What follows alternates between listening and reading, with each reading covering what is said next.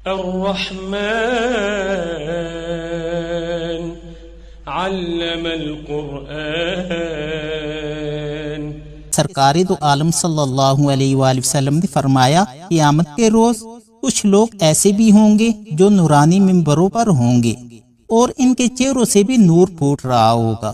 عام انسانوں کو خوف و ہراس ہوگا، لیکن اللہ تعالیٰ کے یہ بندے اس وقت بے خوف اور مطمئن ہوں گے۔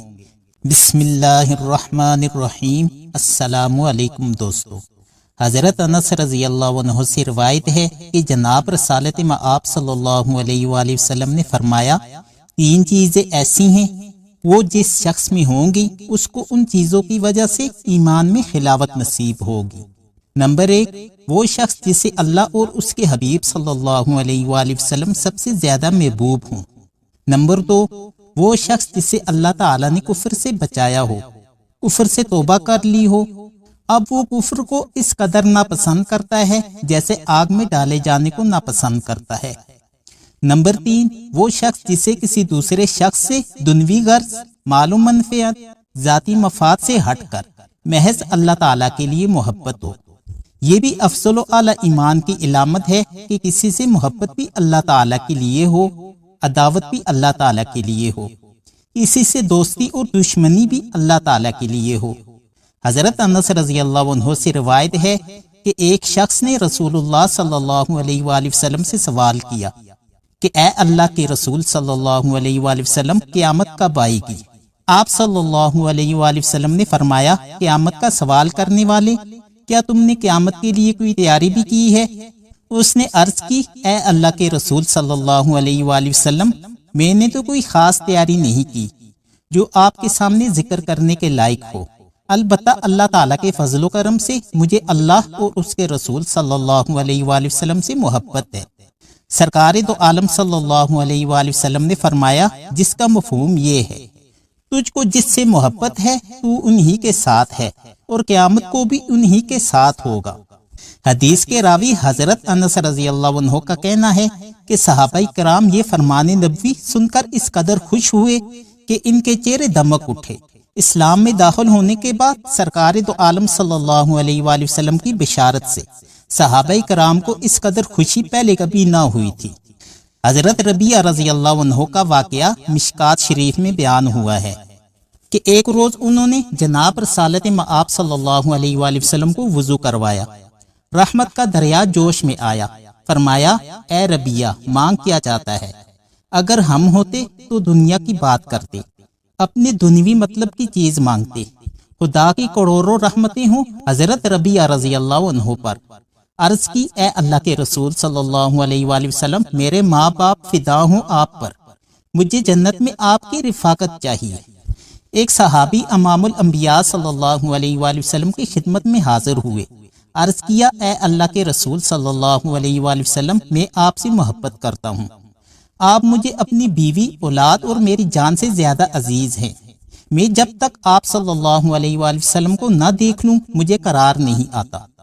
اس نے کہا موت پر حق ہے، جب میں اپنی موت اور سرکار دو جہاں صلی اللہ علیہ وآلہ وسلم کے وصال کا خیال کرتا ہوں تو میری سمجھ میں یہ آتا ہے کہ وفات کے بعد حضور اقدس صلی اللہ علیہ وآلہ وسلم تو جنت میں انبیاء علیہ السلام کے ساتھ اعلیٰ اور بلند درجے میں ہوں گے، میں بھی اگر اللہ تعالیٰ کی رحمت سے جنت میں گیا تو میری رسائی اس مقام عالی تک نہ ہو سکے گی، پھر میرے ذوق دیدار کی تسکین کیسے ہوگی؟ میں کس طرح جناب رسالت مآب صلی اللہ علیہ وآلہ وسلم کا رخ انور دیکھ پاؤں گا؟ حضور سرور کائنات صلی اللہ علیہ وآلہ وسلم نے عاشق صادق کی بات کا جواب عرش والے کی زبان میں دیا۔ سورہ نساء کی یہ آیت مبارکہ نازل ہوئی جس کا ترجمہ ہے جو لوگ فرما برداری کریں اللہ اور اس کے رسول کی، بس وہ اللہ اور ان کے خاص بندوں کے ساتھ ہوں گے جن پر اللہ کا خاص انعام ہے، یعنی انبیاء، شہداء، صالحین، اور یہ سب بڑے ہی اچھے رفیق ہیں۔ اللہ اور اس کے رسول صلی اللہ علیہ وآلہ وسلم کے لیے باہمی محبت کا کتنا بڑا انعام رکھا گیا ہے۔ حضرت عمر فاروق رضی اللہ عنہ سے روایت ہے کہ سرکار دو عالم صلی اللہ علیہ وآلہ وسلم نے فرمایا قیامت کے روز کچھ لوگ ایسے بھی ہوں گے جو نورانی ممبروں پر ہوں گے اور ان کے چہروں سے بھی نور پھوٹ رہا ہوگا۔ عام انسانوں کو خوف و ہراس ہوگا، لیکن اللہ تعالیٰ کے یہ بندے اس وقت بے خوف اور مطمئن ہوں گے۔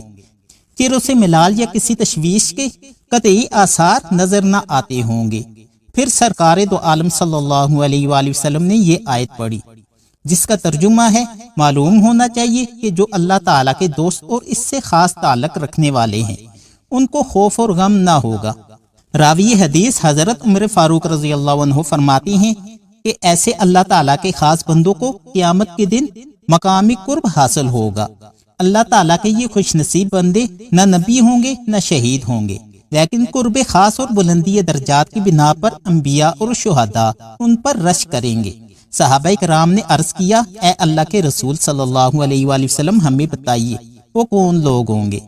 میرے بھائیوں اور دوستو، آپ بھی سوچئے ایسے خوش نصیب بندے کون ہو سکتے ہیں جنہیں اللہ تعالیٰ کے یہاں مقبولیت اور محبوبیت حاصل ہوگی، اور وہ بھی ان گھڑیوں میں جب سارے انسانوں پر خوف و ہراس طاری ہوگا۔ قیامت کی ہولناکی اور ہیبت خداوندی کے باعث نفسا نفسی کا عالم ہوگا۔ امام الانبیاء صلی اللہ علیہ وآلہ وسلم نے فرمایا، میرے صحابہ یہ وہ لوگ ہوں گے جو ذاتی مفاد، مالی لین دین، دنیوی غرض و قائد سے بالاتر ہو کر محض خوشنودی خداوندی کی وجہ سے ایک دوسرے سے باہمی محبت کرنے والے ہوں گے۔ میرے بھائیوں اور دوستو، آج محبتیں نفرتوں میں بدل گئی، بھائی بھائی کا گلا کاٹ رہا ہے، مسجدیں اور عبادت گاہیں مقتل گاہوں میں تبدیل ہو گئی ہیں۔ ہمارا یہ المیہ خون کے آنسو بہانے پر مجبور کرتا ہے کہ آج ہم نماز مسلح پیروں میں ادا کرتے ہیں، جب کہیں دہشت گردی کا واقعہ رونما ہوتا ہے مسجدوں میں نمازیوں کی تعداد کم ہو جاتی ہے۔ آج باہمی محبت کم ہو گئی ہے۔ علماء کا حق بنتا ہے کہ میرے محبوب صلی اللہ علیہ وآلہ وسلم کی بتائی ہوئی ایسی باتوں کو عام کریں تاکہ ہمارے دل و دماغ باہمی محبت سے، اخوت سے اور بھائی چارے کی فضا سے معطر ہو سکے۔ باہمی محبت کا درجہ کس قدر بلند ہے کہ آخرت میں انبیاء اور شہداء بھی اس پر رش کریں گے۔ خوش نصیب ہیں وہ مسلمان جو دوسروں کے ساتھ محض اللہ اور اس کے رسول صلی اللہ علیہ وآلہ وسلم کے نام سے محبت کرتے ہیں۔ حضرت معاذ بن جبل رضی اللہ عنہ سے روایت ہے کہ میں نے رسول اللہ صلی اللہ علیہ وآلہ وسلم کو یہ کہتے ہوئے سنا کہ اللہ تعالیٰ کا ارشاد ہے، میری محبت واجب ہے ان لوگوں کے لیے جو باہم میری وجہ سے محبت کریں، میری محبت اور میرے تعلق کی وجہ سے جوڑ بیٹھے، میری وجہ سے ایک دوسرے کے ساتھ باہم ملے اور میری وجہ سے ایک دوسرے پر خرچ کریں۔ محترم دوستو، باہمی محبت ایمان سے آتی ہے، اس لیے میں نے سرکار دو جہاں صلی اللہ علیہ وآلہ وسلم کے حوالہ سے چند باتیں آپ کی خدمت میں پیش کی تاکہ ہمارے ذہن صاف ہو جائیں، کدورتیں دور ہو جائیں، نفرتیں چھٹ جائیں، ہمارے قلوب ایک دوسرے کی محبت سے لبریز ہو جائیں۔ میری ان معروضات سے ثابت ہوا کہ اصل دولت ایمان ہے اور ہمیں اس پر فخر کرنا چاہیے۔ ایمان تو اللہ تعالیٰ کے فضل سے اور سرکار دو عالم صلی اللہ علیہ وآلہ وسلم کی نظر کرم کے صدقے ملتا ہے۔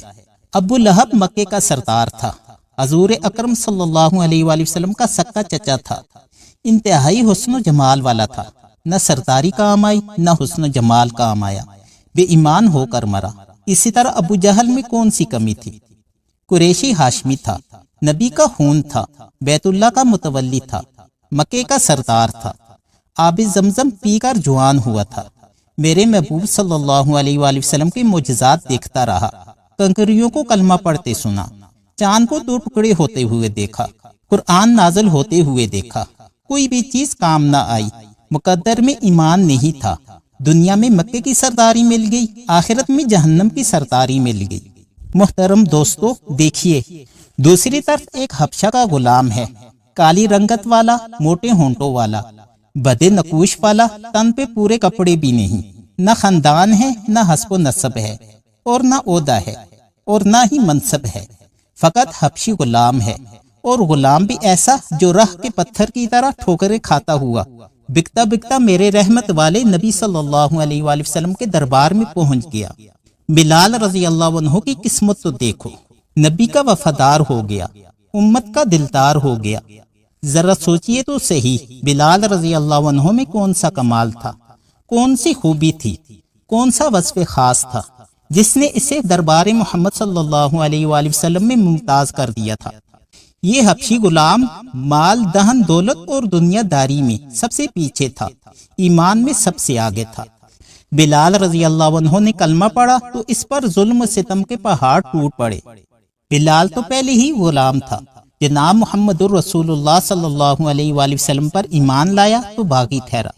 جب کوڑے برسائے جاتے تو احد احد کے نعرے لگاتا، نہ ابو لہب کی جارحیت، نہ امیہ کی مار، نہ ابو جہل کا ظلم، نہ عتبہ کا ستم، نہ ولید کا تشدد بلال رضی اللہ عنہ کے عشق کا مقابلہ کر سکا۔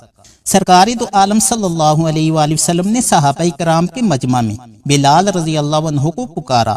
آپ رضی اللہ عنہ کھڑے ہو گئے، فرمایا اے بلال، رات اللہ تعالیٰ نے معراج پر بلایا تھا، میں نے قدرت کاملہ کے بھرپور نظارے دیکھے، ایوان قدرت کا مشاہدہ کیا، جنت دیکھی، حیرت ہے بلال، میں جب جنت میں داخل ہوا تو تیرے قدموں کی آواز میرے آگے آگے تھی۔ بلال رضی اللہ عنہ کو یہ معراج عظمت ایمان کی دولت سے نصیب ہوئی۔ اور ویشی میرے نبی صلی اللہ علیہ وآلہ وسلم کے محبوب چچا حمزہ رضی اللہ عنہ کا قاتل تھا۔ مکہ فتح ہوا تو یہ بھی نظریں اور گردنیں جھکانے والوں میں شامل تھا۔ اسی نے میرے آقا صلی اللہ علیہ وآلہ وسلم کو اشارے سے بتایا کہ وہ سامنے کھڑا ویشی ہے۔ حضور اکرم صلی اللہ علیہ وآلہ وسلم کی آنکھوں میں آنسو آ گئے۔ چچا کی مظلومانہ شہادت کا منظر نگاہوں کے سامنے گھوم گیا۔